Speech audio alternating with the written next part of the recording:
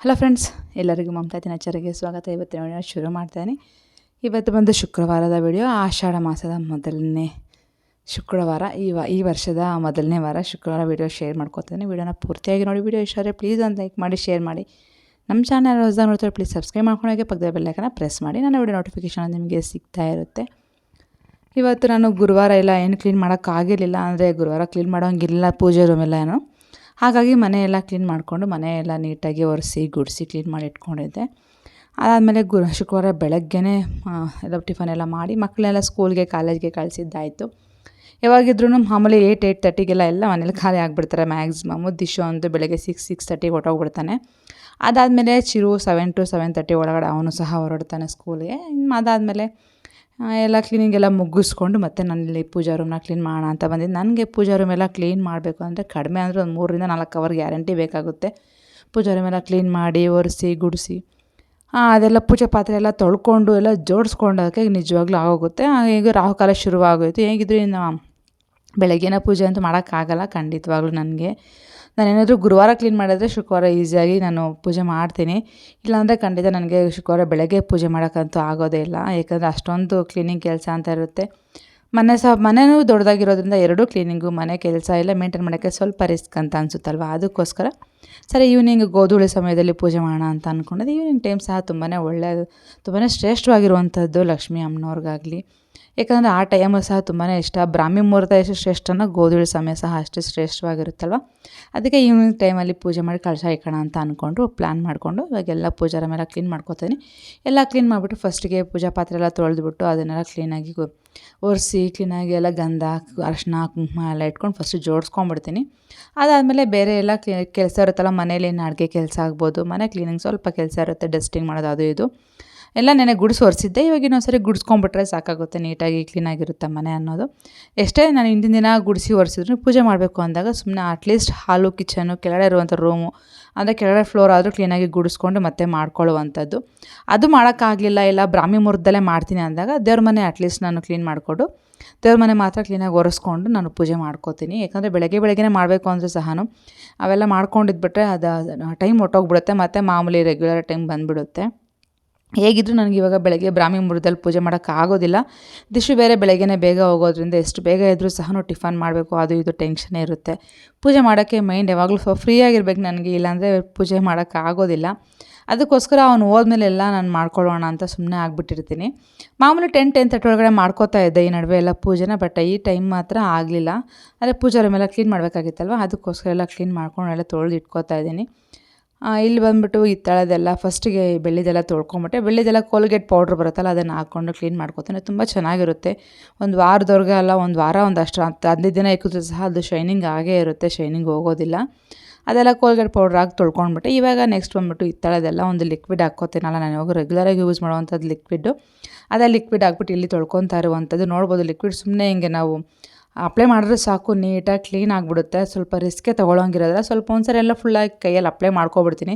ಸ್ಪ್ರೇಯಲ್ಲಿ apply ಮಾಡೋದಕ್ಕಿಂತ ನನಗೆ ಕೈಯಲ್ಲಿ ಅಪ್ಲೈ ಮಾಡೋದು ಆರಾಮಾಗಿರುತ್ತೆ. ಸ್ಪ್ರೇಯಲ್ಲಿ ಅಪ್ಲೈ ಮಾಡಿದಾಗ ಏನಾಗುತ್ತೆ, ತುಂಬ ವೇಸ್ಟ್ ಆಗುತ್ತೆ, ಕೆಳಗಡೆ ಸೋರೋದು ಅದೆಲ್ಲ ಯಾಕೆ ಸುಮ್ಮನೆ ವೇಸ್ಟ್ ಮಾಡಬೇಕು, ಸ್ವಲ್ಪ ಕಾಸ್ಟ್ಲಿ ಬೇರೆ ಅದೆಲ್ಲನೂ. ಅದಕ್ಕೋಸ್ಕರ ನಾನೊಂದು ಬೌಲ್ಗೆ ಹಾಕ್ಕೊಂಬಿಟ್ಟು ಆ ಬೌಲಿಂದ ಎಲ್ಲ ನೀಟಾಗಿ ಎಲ್ಲ ದೇವ್ರ ಸಾಮಾನಿಗೂ ಅಪ್ಲೈ ಮಾಡ್ಕೋತೀನಿ. ಆದಮೇಲೆ ನಾನು ನೀಟಾಗಿ ಕೈಯಲ್ಲಿ ಒರೆಸೋವಂಥದ್ದನ್ನ ಕೈಯಲ್ಲಿ ಬ್ರಷಲ್ಲಿ ಒಂದು ಸಪ್ರೇಟಾಗಿ ಬ್ರಷೆಲ್ಲ ಇಟ್ಕೊಂಡಿರ್ತೀನಿ. ಸ್ಕ್ರಬ್ಬರ್ ಆಗ್ಬೋದು, ಬ್ರಷ್ ಆಗ್ಬೋದು, ಪೂಜಾ ಪಾತ್ರೆ ತೊಳೆಯೋದಕ್ಕೆ ಒಂದು ಸಪ್ರೇಟಾಗಿ ಇಟ್ಕೊಂಡಿರ್ತೀನಿ. ಅದರಲ್ಲಿ ಕ್ಲೀನಾಗಿ ಸ್ಕ್ರಬ್ ಮಾಡಿಕೊಂಡು ಎಲ್ಲ ತೊಳೆದು ಕ್ಲೀನ್ ಮಾಡ್ಕೋತಾ ಇರ್ತೀನಿ. ತುಂಬಾ ಚೆನ್ನಾಗಾಗುತ್ತೆ, ಬೇಗನೂ ಆಗುತ್ತೆ. ಮಾಮೂಲಿ ಆಗಾದರೆ ಫಸ್ಟಿಗೆ ಹುಣಸೆ ಹಣ್ಣು ಹಾಕಿ ಮತ್ತು ಪಿತಾಂಬರಿ ಪೌಡ್ರ್ ಹಾಕಿ ಒರೆಸ್ತಾ ಇದ್ದೆ, ತೊಳಿತಾ ಇದ್ದೆ. ಆವಾಗ ಸ್ವಲ್ಪ ರಿಸ್ಕ್ ಅಂತ ಅನಿಸೋದು. ಇವಾಗ ಲಿಕ್ವಿಡ್ ಇರೋದು ತುಂಬಾ ಯೂಸ್ ಆಗುತ್ತೆ. ನಿಜವಾಗ್ಲೂ ಬೇಗನೆ ತೊಳೆದಿದ್ದು ಆಗುತ್ತಿಲ್ಲ, ನನಗಿನ್ನೂ ಸ್ವಲ್ಪ ಟೈಮ್ ಜಾಸ್ತಿನೇ ತೊಗೊಳುತ್ತೆ. ಎಲ್ಲ ಪೂಜೆ ಪಾತ್ರೆ ಇಕ್ಬೇಕು ಅಂತ ಇಷ್ಟ, ಬಟ್ ಎಲ್ಲ ಇಕ್ಕೊಂಡಿದ್ದೀನಿ. ಕ್ಲೀನ್ ಮಾಡಬೇಕು ಅಂದಾಗ ಎಲ್ಲ ಮಾಡ್ಕೊಂಬಿಡ್ತೀನಿ, ಅಷ್ಟೊಂದು ರಿಸ್ಕ್ ಅಂತ ಅನಿಸೋದಿಲ್ಲ. ಬಟ್ ಒಂದೊಂದು ಸರಿ ಅಂದರೆ ಕೆಲಸ ಜಾಸ್ತಿ ಇದ್ದಾಗ, ಟಯರ್ಡ್ ಆದಾಗ ಸ್ವಲ್ಪ ಕಷ್ಟ ಅಂತ ಅನಿಸುತ್ತೆ. ಲಿಕ್ವಿಡ್ ಇರೋದ್ರೆ ಸ್ವಲ್ಪ ಆರಾಮಾಗೆ ನನಗಿರುತ್ತೆ. ನಾನು ಯಾವಾಗಲೂ ದೇವ್ರ ಮನೆ ಆಚೆ ತೊಳ್ಕೊತಾ ಇದ್ದೆ, ಅದೇ ಪೂಜೆ ಪಾತ್ರೆ ಎಲ್ಲನೂ. ಇವಾಗ ಏನಪ್ಪ ಅಂದರೆ ಆಚೆ ಕನ್ಸ್ಟ್ರಕ್ಷನ್ ನಡೀತಾ ಇರೋದ್ರಿಂದ ನಮ್ಮ ಮನೆ ಪಕ್ಕದಲ್ಲೇ ತುಂಬ ಧೂಳು ಅಂದರೆ ಧೂಳು ಇರುತ್ತೆ, ಆಚೆ ತೊಳೆಯೋಕ್ಕೆ ಆಗೋದಿಲ್ಲ. ಆಚೆ ಕೂತ್ಕೊಂಡಿದ್ರು ಸಹ ಆ ಧೂಳು ಬಂದು ನಖಕ್ಕೆ ಬೀಳ್ತಾ ಅಷ್ಟೊಂದು ಧೂಳಿದೆ. ಅದಕ್ಕೋಸ್ಕರ ಇವಾಗ ಒಳಗಡೆ ಅಡುಗೆ ಮನೆಯೆಲ್ಲ ಸದ್ಯಕ್ಕೆ ತೊಳ್ಕೊತಾ ಇರುವಂಥದ್ದು. ಇನ್ನು ಕನ್ಸ್ಟ್ರಕ್ಷನ್ ಎಲ್ಲ ಮುಗಿಯೋವರೆಗೂ ಸ್ವಲ್ಪ ಹಂಗೆ ಇರುತ್ತೆ, ಆಚೆ ತೊಳೆಯೋಕ್ಕೆಲ್ಲ ಆಗೋದಿಲ್ಲ. ಎಷ್ಟೇ ಕ್ಲೀನ್ ಮಾಡಿದ್ರು ಮತ್ತು ಸ್ವಲ್ಪ ಹೊತ್ತಷ್ಟೇ ಮತ್ತೆ ಡಸ್ಟ್ ಬಂದೆಲ್ಲ ತುಂಬ್ಕೊಂಡ್ಬಿಡುತ್ತೆ. ಅದು ಕಿಚನ್ ಪಕ್ಕದಿಂದ ಕಿಚನ್ ಪಾತ್ರೆ ಮೇಲೆಲ್ಲ ಧೂಳೆ ಕೂತ್ಕೊಂಡ್ಬಿಟ್ಟಿರುತ್ತೆ, ಎಷ್ಟು ಕ್ಲೀನ್ ಮಾಡಿದ್ರು ಸಾಕಾಗ್ತಾಯಿಲ್ಲ. ಅಷ್ಟೊಂದು ಧೂಳು ಬರ್ತಾ ಇದೆ ಪಕ್ಕದಲ್ಲಿ. ಏನು ಮಾಡೋಕ್ಕಾಗಲ್ಲ, ಕನ್ಸ್ಟ್ರಕ್ಷನ್ ಆಗೋವಾಗ ಹಾಗೇ ಇರುತ್ತಲ್ವ. ಅದು ಮುಗಿಯೋವರೆಗೂ ಸ್ವಲ್ಪ ಕಷ್ಟ. ಮತ್ತು ಧೂಳನ್ನು ತುಂಬಾ ಕಡಿಮೆ ಆಗಿಬಿಡುತ್ತೆ. ಯಾಕಂದರೆ ಅದೊಂದೇ ನಮಗೆ ಧೂಳು ಬರೋವಂಥ ಜಾಗ ಇರೋದು. ಅದೊಂದು ಕಂಪ್ಲೀಟಾಗಿ ಕ್ಲೋಸ್ ಆಗಿಬಿಟ್ರೆ ಮತ್ತು ನನಗೆ ಅಷ್ಟೊಂದು ಧೂಳು ಅಂತ ಬರೋಲ್ಲ. ತುಂಬ ಧೂಳು ಅವಾಯ್ಡ್ ಆಗುತ್ತೆ ಅಂತಲೇ ಹೇಳ್ಬೋದು. ಅದೆಲ್ಲ ತೊಳ್ಕೊಂಡು ಎಲ್ಲ ಪೂಜೆ ರೂಮಲ್ಲೆಲ್ಲ ರೆಡಿ ಮಾಡಿ ಇಟ್ಕೊಂಡಿದ್ದೀನಿ. ನೋಡ್ತಾ ಇರೋದೇ ಅರಶಿನ ಕುಂಕುಮ ಇಟ್ಕೊಂಡು ರೆಡಿ ಮಾಡಿ ಇಟ್ಕೊಂಡಿದ್ದೆ. ಮತ್ತು ಹೋಗ್ಬಿಟ್ಟು ಫ್ರೆಶ್ ಅಪ್ ಆಗಿಬಿಟ್ಟು ಬಂದು ಅಂದರೆ ಕೈ ಕಾಲು ಮುಖ ಎಲ್ಲ ತೊಳ್ಕೊಂಡು ಮತ್ತು ಈವ್ನಿಂಗ್ ಒಂದು 4:30, 5 o'clockಗೆಲ್ಲ ಬೇಗನೆ ರೆಡಿ ಆಗಿಬಿಟ್ಟು ಬಂದೆ. ಯಾಕಂದರೆ ಮತ್ತು 6 ಗಂಟೆ ಒಳಗೆ ಪೂಜೆ ಮಾಡೋಣ ಅಂತ ಅಂದ್ಬಿಟ್ಟು. ಸಾಯಂಕಾಲ ಟೈಮ್ ಅಷ್ಟೇ 5ರಿಂದ ಒಂದು 7 ಗಂಟೆವರೆಗೂ ನಮಗೆ ಟೈಮ್ ಇರುತ್ತೆ ಪೂಜೆ ಮಾಡ್ಕೊಳ್ಳೋಕ್ಕೆ. ಆರಾಮಾಗಿ ಮಾಡ್ಕೊಬೋದು. ಅದಕ್ಕೆ ಬೇಗ ಫ್ರೆಶ್ ಅಪ್ ಆಗಿ ಕೈ ಕಾಲು ಮುಖ ತೊಳ್ಕೊಂಡು ಡ್ರೆಸ್ ಚೇಂಜ್ ಮಾಡಿಕೊಂಡು ನಾರ್ಮಲಾಗಿ ನಾನು ಯಾವಾಗೋ ಫ್ರೈಡೇ ಅಂದರೆ ಸ್ಯಾರಿ ಹಾಕ್ಕೊಂಡೇ ಪೂಜೆ ಮಾಡುವಂಥದ್ದು. ಯಾವಾಗ ಒಂದೊಂದು ಸರಿ ನನ್ನ ಕೈಲಿ ಆಗಲಿಲ್ಲ ಅಂದರೆ ಮಾತ್ರ ನಾನು ಡ್ರೆಸ್ ಹಾಕ್ಕೋತೀನಿ. ಹಾಗೆ ಹೇಗಿದ್ರು ಅಂದ್ಬಿಟ್ಟು ಡ್ರೆಸ್ ಎಲ್ಲ ಚೇಂಜ್ ಮಾಡಿ ಒಂದು ಸ್ಯಾರಿ ಹಾಕ್ಕೊಂಡು ಬಂದು ಇವಾಗೆಲ್ಲ ಫಸ್ಟ್ ಕಳಶಕ್ಕೆ ರೆಡಿ ಮಾಡ್ಕೋತಾ ಇದ್ದೀನಿ. ಫಸ್ಟಿಗೆ ಕಳಶ ಕೂರಿಸ್ಕೊಂಡು 1-2 ದೀಪ ಇಟ್ಕೊಂಡ್ಬಿಟ್ರೆ ನನಗೆ ಮತ್ತೆ ನೆಮ್ಮದಿ ಆಗಿಬಿಡುತ್ತೆ. ಇಲ್ಲಾಂದರೆ ಅದೊಂಥರ ಟೈಮ್ ಆಗೋಗ್ತಾ ಟೆನ್ಷನ್ನೇ ಇರುತ್ತೆ ನಿಜವಾಗ್ಲೂ. ಬಟ್ ಆವಾಗ ಒಂಥರ ಚೆನ್ನಾಗಿ ಅನ್ನಿಸ್ತಾ ಇರುತ್ತೆ. ಈವ್ನಿಂಗ್ ಟೈಮಲ್ಲಿ ಪೂಜೆನೂ ಒಂಥರ ಚೆನ್ನಾಗಿರುತ್ತೆ. ಗೋಧೂಳಿ ಸಮಯದಲ್ಲಿ ಪೂಜೆ ಮಾಡೋದು ತುಂಬಾ ಶ್ರೇಷ್ಠ. ಆವಾಗಲೂ ಅಷ್ಟೇ ಫಸ್ಟ್ ಇಲ್ಲೆಲ್ಲ ಕಳಶಕ್ಕೆ ಮಾಮೂಲಿಯಾಗಿ ಒಂದು 5 ಎಲೆ ಇಟ್ಕೋತೀನಿ. ವೀಳ್ಯದೆಲೆ ಇಟ್ಕೊಂಡು ತೆಂಗಿನಕಾಯಿ ಇಟ್ಕೊಂಡು ನಾನು ಕಳಶ ಇಟ್ಕೊಳ್ಳುವಂಥದ್ದು. ಒಬ್ಬೊಬ್ಬರ ಮೇಲೆ ಒಂದೊಂದು ರೀತಿಯ ಪದ್ಧತಿ ಇರುತ್ತೆ. ಕೆಲವೊಬ್ಬರು ತೆಂಗಿನಕಾಯಿ ಇಕ್ಕೋದಿಲ್ಲ. ನಮ್ಮನೆಲ್ಲ ತೆಂಗಿನಕಾಯಿ ಇಕ್ಕುವಂಥ ಪದ್ಧತಿ. ನಾವು ಮದುವೆ ಆದಾಗಿಂದ ನಾವು ಅದನ್ನು ರೂಢಿಸ್ಕೊಂಡು ಬಂದಿದ್ದೀವಿ. ಕೆಲವೊಬ್ಬರಿಗೆ ಅದು ಬರುತ್ತೆ, ಕೆಲವೊಬ್ರಿಗೆ ಬರೋದಿಲ್ಲ. ನಮಗೆ ಫಸ್ಟಲ್ಲಿ ಇಕ್ಕಿದಾಗ ಗೊತ್ತಾಗ್ಬಿಡುತ್ತೆ ಇದು ನಮಗೆ ಸೆಟ್ ಆಗುತ್ತಾ ಇಲ್ವಾ ಅಂತಂದ್ಬಿಟ್ಟು. ಅದರಲ್ಲಿ ಪಾಸಿಟಿವ್ ಗೊತ್ತಾಗುತ್ತೆ, ನೆಗೆಟಿವ್ ಖಂಡಿತವಾಗ್ಲೂ ಗೊತ್ತಾಗುತ್ತೆ. ನಾನು ಅಷ್ಟೇ ಕೆಲವೊಂದು ಪೂಜೆಗಳನ್ನ ಖಂಡಿತವಾಗ್ಲೂ ಮಾಡ್ತಾ ಇರ್ತೀನಿ. ಯಾವುದನ್ನಾಗಲಿ ಸ್ಟಾರ್ಟ್ ಮಾಡ್ತೀನಿ, ನನಗೊಂಥರ ಒಳ್ಳೆ ಪಾಸಿಟಿವ್ ವೈಬ್ ಸಿಕ್ತು ಅಂದರೆ ಅದನ್ನ ಕಂಟಿನ್ಯೂ ಮಾಡ್ತೀನಿ. ಇಲ್ಲ ಅದು ಬರಲಿಲ್ಲ ಅಂತ ನನಗೆ ಗೊತ್ತಾದಾಗ ನಾನು ಅದನ್ನಲ್ಲಿಗೆ ಸ್ಟಾಪ್ ಮಾಡಿಬಿಟ್ಟು ನಾನು ಬಿಟ್ಬಿಡ್ತೀನಿ. ಮತ್ತು ಅದನ್ನ ಕಂಟಿನ್ಯೂ ಮಾಡೋಕ್ಕೆ ಹೋಗೋದಿಲ್ಲ. ಎಲ್ಲ ಪೂಜೆಗಳು ಅಷ್ಟೇ ನಾವು ಮದುವೆಗಳಾದಾಗಿಂದ ನಾವು ಶುರು ಮಾಡ್ಕೊಂಡಿರುವಂಥದ್ದು. ಈ ತೆಂಗಿನಕಾಯಿ ಕಳಶನೂ ಅಷ್ಟೇ ಮದುವೆಗೆ ಬಂದು ಹೊಸದಿಂದ ನಾನು ಇಕ್ತಾಯಿದ್ದೀನಿ. ಆವಾಗಿಂದ ನನಗೆ ಅದು ಚೆನ್ನಾಗಿ ಹೋಗ್ಬಿಟ್ಟಿದೆ ಅಂತಲೇ ಹೇಳ್ಬೋದು. ಅದಕ್ಕೋಸ್ಕರ ಆವಾಗಿಂದ ತೆಂಗಿನಕಾಯಿ ಕಳಶನ ಇಕ್ಕುವಂಥದ್ದು. ಕಳಶ ಎಲ್ಲ ರೆಡಿ ಮಾಡಿಕೊಂಡು ಕಳಶಕ್ಕೆ ಗೆಜ್ಜೆ ವಸ್ತ್ರ ಹೂವು ಎಲ್ಲ ಹಾಕ್ಕೊಂಡಾಯಿತು. ಇನ್ನು ಮಾಮೂಲಿಯಾಗಿ ದೇವ್ರ ಮನೆಯೆಲ್ಲ ಫುಲ್ ಹೂವು ಎಲ್ಲ ಅಲಂಕಾರ ಮಾಡುವಂಥದ್ದು. ಸ್ವಲ್ಪ ಫೋಟೋಸ್ ಆಗಲಿ ವಿಗ್ರಹಗಳು ಸ್ವಲ್ಪ ಜಾಸ್ತಿನೇ ಇದೆ. ಇವಾಗ ತಂದಿರೋದು ಅಂತಲ್ಲ, ಫಸ್ಟ್ನೇ ತಂದು ಇಕ್ಕಿರುವಂಥದ್ದು. ನನಗಿವಾಗ ಆಚೆ ತೆಗಿಯೋಕ್ಕೂ ಮನಸ್ಸಾಗ್ತಾ ಇಲ್ಲ. ಹಾಗಾಗಿ ಬಿಟ್ಟು ಅದಕ್ಕೋಸ್ಕರ ಇರಲಿ, ಎಷ್ಟು ದಿನ ಇರುತ್ತೋ ಅಷ್ಟು ದಿನ ನನಗೆ ಪೂಜೆ ಮಾಡೋಣ ಅಂದ್ಬಿಟ್ಟು ಎಲ್ಲ ನನಗೆ ಜೋಡಿಸ್ಕೊಂಡಿದ್ದೀನಿ. ಈಗ ತುಂಬ ವರ್ಷನ ತಂದಿರ್ತೀವಿ.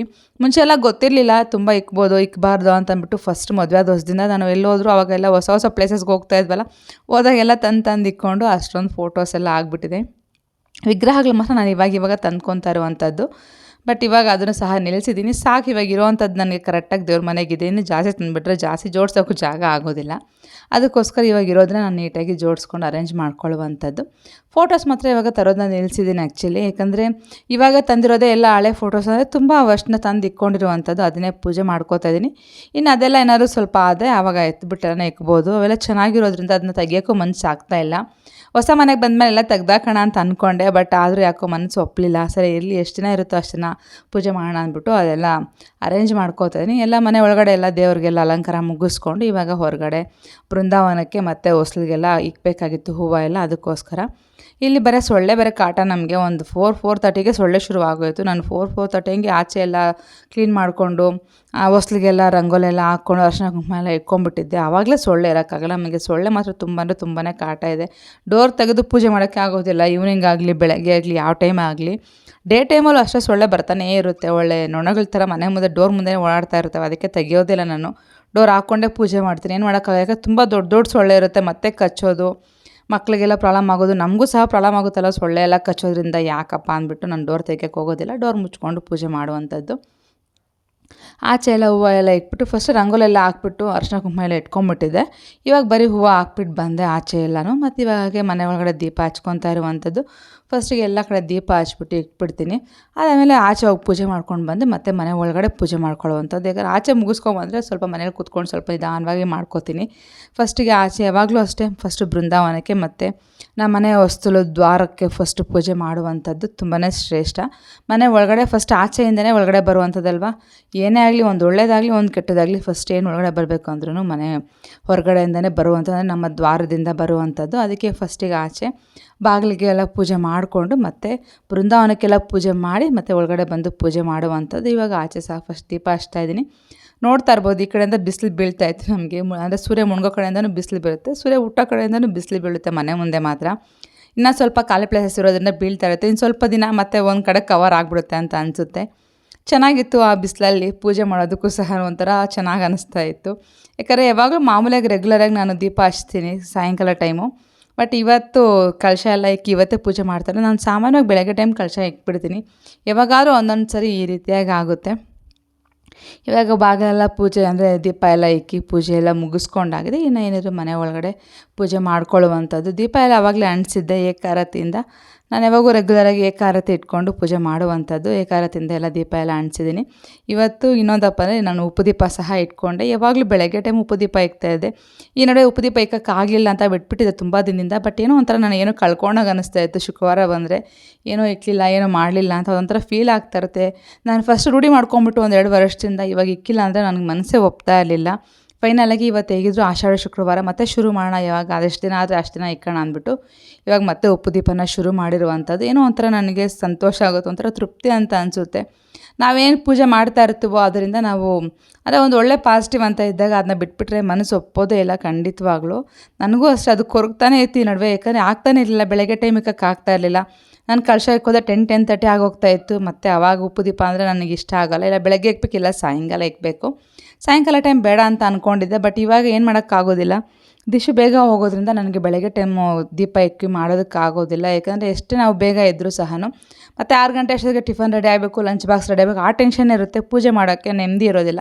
ಯಾವಾಗಾದ್ರೂ ಅಷ್ಟು ನಾವು ಪೂಜೆ ಮಾಡಬೇಕು ಅಂತ ಅಂದಾಗ ದೇವ್ರಿಗೆ ಅಂತ ನಮ್ಮ ಟೈಮ್ ಕೊಟ್ಟಾಗ ಬೇರೆ ಕಡೆ ನಮಗೆಲ್ಲ ಜ್ಞಾನ ಹೋಗಬಾರ್ದು. ನನಗೆ ಅದು ಇಷ್ಟನೇ ಆಗೋದಿಲ್ಲ, ಟೆನ್ಷನಲ್ಲಿ ಮಾಡೋದು. ಪೂಜೆ ಮಾಡ್ಬೇಕಾದ್ರೆ ಮಾತ್ರ ಕೂಲಾಗಿ ಪೂಜೆ ಮಾಡಬೇಕು. ಆ ಕೆಲಸ ಇದೆ, ಈ ಕೆಲಸ ಇದೆ, ಅದಿದೆ ಅಂತ ಮಾಡಿದ್ರೆ ನಿಜ ನನಗೆ ಆಗೋದಿಲ್ಲ. ಅದಕ್ಕೋಸ್ಕರ ಬೇಡ ಬಿಡು ಅಂತ ಬಿಟ್ಬಿಟ್ಟಿದ್ದೆ. ಇವಾಗ ಹೇಗಿದ್ರು ಆಷಾಢ ಶುಕ್ರವಾರ ಸಾಯಂಕಾಲ ಅಲ್ವಾ, ಹೇಗಿದ್ರು ಕಳಶ ಇಕ್ತಾಯಿದ್ದೀನಿ. ಇವತ್ತಿಂದ ಶುರು ಮಾಡೋಣ. ಎಷ್ಟು ದಿನ ಆಗುತ್ತೋ ಅಷ್ಟು ದಿನ ಈವ್ನಿಂಗ್ ಇಕ್ಕೋಣ, ಮತ್ತೆ ಬೇಕಾದ್ರೆ ಬೆಳಗ್ಗೆ ಟೈಮ್ ಇಕ್ಕೊಂಡು ಮತ್ತೆ ರೂಢಿ ಮಾಡೋಣ ಅಂದ್ಬಿಟ್ಟು ಉಪ್ಪುದೀಪ ಸಹ ಇಕ್ಕಿರುವಂಥದ್ದು. ಎಲ್ಲ ಉಪ್ಪುದೀಪ ಎಲ್ಲ ಇಕ್ಬಿಟ್ಟು ಪೂಜೆ ಎಲ್ಲ ಮುಗಿಸ್ಕೊಂಡು ಮಹಾಮಂಗಳಾರತಿ ಸಹ ಮುಗಿಸ್ಕೊಂಡು ಅದಾದಮೇಲೆ ನಮ್ಮ ಅತ್ತೆ ಮಾವ ಹತ್ರ ದೀಪ ಅಂಟಿಸುವಂಥದ್ದು ರೂಢಿ. ಅದು ಸಹ ಫಸ್ಟ್ನ ರೂಢಿ ಮಾಡ್ಕೊಂಡಿದ್ದೀನಿ ನಾನು. ಯಾವಾಗಲೂ ಅಷ್ಟೇ ದೊಡ್ಡವ್ರಿಗೆ ಮೊದಲನೇ ಆದ್ಯತೆ ಕೊಡಲೇಬೇಕು. ದೇವ್ರು ಎಷ್ಟು ಮುಖ್ಯನೋ ನಮ್ಮ ದೊಡ್ಡವರು ಸಹ ಅಷ್ಟೇ ಮುಖ್ಯ. ಅವ್ರ ಆಶೀರ್ವಾದ ಖಂಡಿತವಾಗ್ಲೂ ಇರಲೇಬೇಕು. ಇಲ್ಲಾಂದರೆ ಯಾವುದೇ ಒಂದು ಒಳ್ಳೇದಂತೂ ಖಂಡಿತ ಆಗೋದಿಲ್ಲ. ಅವ್ರ ಆಶೀರ್ವಾದ ಇದ್ರೇ ನಮಗೆಲ್ಲ ಒಂದು ಒಳ್ಳೇದಾಗುತ್ತೆ ಅಂತಲೇ ಹೇಳ್ಬೋದು.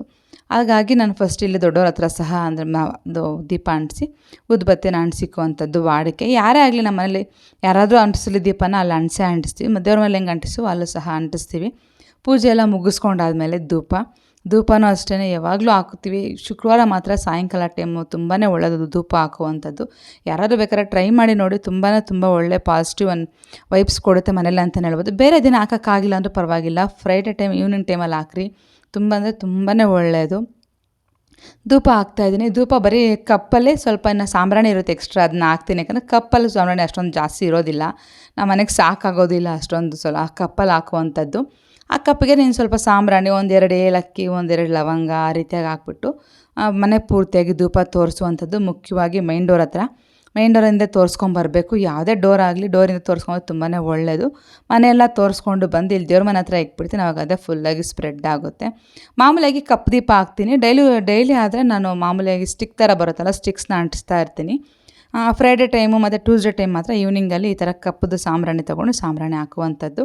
ಇವಾಗ ಕೊನೆಗೆ ನಾನು ಕೆಂಪಾರತಿ ಸಹ ರೆಡಿ ಮಾಡಿ ಇಕ್ಕಿದ್ದೀನಿ. ಕೆಂಪಾರತಿನೂ ಅಷ್ಟೇ ನಾನು ಮ್ಯಾಕ್ಸಿಮಮ್ ಶುಕ್ರವಾರ ಟೈಮ್ ನಾನು ಕೆಂಪಾರತಿ ಮಾಡುವಂಥದ್ದು. ಎಲ್ಲ ಪೂಜೆ ಎಲ್ಲ ಮುಗಿಸಿ ಇನ್ನೇನಪ್ಪ ಸ್ವಲ್ಪ ಒಂದು 7 ಗಂಟೆ 8 ಗಂಟೆ ಆಯಿತು ಅಂದಾಗ ಸ್ವಲ್ಪ ಕೆಂಪಾರತಿ ಮಾಡಿ ತೆಗೆದು ಬಿಡ್ತೀನಿ. ಯಾಕಂದರೆ ಮನೆಗೂ ದೃಷ್ಟಿ ಆಗಿರುತ್ತೆ, ದೇವ್ರಿಗೂ ಸಹ ದೃಷ್ಟಿ ಆಗುತ್ತೆ, ನಮ್ಮದೇ ದೃಷ್ಟಿ ಆಗ್ತಾ ಇರುತ್ತೆ. ನಾವೇ ಕೂತ್ಕೊಂಡು ದೇವ್ರ ಮನೇಲಿ ನೋಡಪ್ಪ ಎಷ್ಟು ಚೆನ್ನಾಗಿದೆ ಅಂದಾಗ ಖಂಡಿತವಾಗ್ಲೂ ಅದು ಸಹ ಒಂದು ದೃಷ್ಟಿ ರೀತಿಯಲ್ಲಿ ಆಗುತ್ತೆ ಅಂತಲೇ ಹೇಳ್ಬೋದು. ಪೂಜೆ ಸಹ ಕಂಪ್ಲೀಟ್ ಆಗಿದೆ. ಕೆಂಪಾರತಿ ರೆಡಿ ಮಾಡಿಕ್ಕಿದ್ದೀನಿ. ಮತ್ತು ಕೆಂಪಾರತಿನ ನಾನು ತೆಗಿತೀನಿ. ಒಂದು 7ರಿಂದ 8 ಗಂಟೆ ಒಳಗೆ ತೆಗೆಯುವಂಥದ್ದು. ಪೂಜೆ ಸಹ ನೀಟಾಗಿ ಆಯಿತು, ನೆಮ್ಮದಿಯಾಗಿ ಮಾಡಿಕೊಂಡೆ ಅಂತ ಹೇಳ್ಬೋದು. ತುಂಬ ಖುಷಿ ಆಯಿತು. ಫಸ್ಟ್ ಶುಕ್ರವಾರ ಪೂಜೆ ಮಾಡಿದ್ದೆ. ನನಗಂತೂ ಒಂಥರ ನೆಮ್ಮದಿ ಇತ್ತು, ಮನೇಲಿ ಒಂಥರ ಪೀಸಾಗಿತ್ತು ಅಂತಲೇ ಹೇಳ್ಬೋದು. ಆವತ್ತಿನ ದಿನ ಸಹ ತುಂಬ ಚೆನ್ನಾಗಿ ಅನ್ನಿಸ್ತಾ ಇತ್ತು ನನಗೆ. ಪೂಜೆ ಆಷಾಢ ಶುಕ್ರವಾರ, ಮೊದಲನೇ ಶುಕ್ರವಾರ ಪೂಜೆ ಸಹ. ವಿಡಿಯೋ ಸಹ ಇಷ್ಟ ಆಗಿದೆ ಅಂತ ಅಂದ್ಕೊತೀನಿ. ಇಷ್ಟ ಆದರೆ ಪ್ಲೀಸ್ ಒಂದು ಲೈಕ್ ಮಾಡಿ, ಶೇರ್ ಮಾಡಿ. ನಮ್ಮ ಚಾನಲ್ ಹೊಸದಾಗಿ ನೋಡಿ ಪ್ಲೀಸ್ ಸಬ್ಸ್ಕ್ರೈಬ್ ಮಾಡ್ಕೊಂಡು ನೋಡಿ. ಪಕ್ಕದ ಬೆಲ್ ಐಕಾನ್ ಪ್ರೆಸ್ ಮಾಡಿ ನನ್ನ ವಿಡಿಯೋ ನೋಟಿಫಿಕೇಷನ್ ನಿಮಗೆ ಸಿಗ್ತಾ ಇರುತ್ತೆ. Thank you so much for watching. Take care. Bye.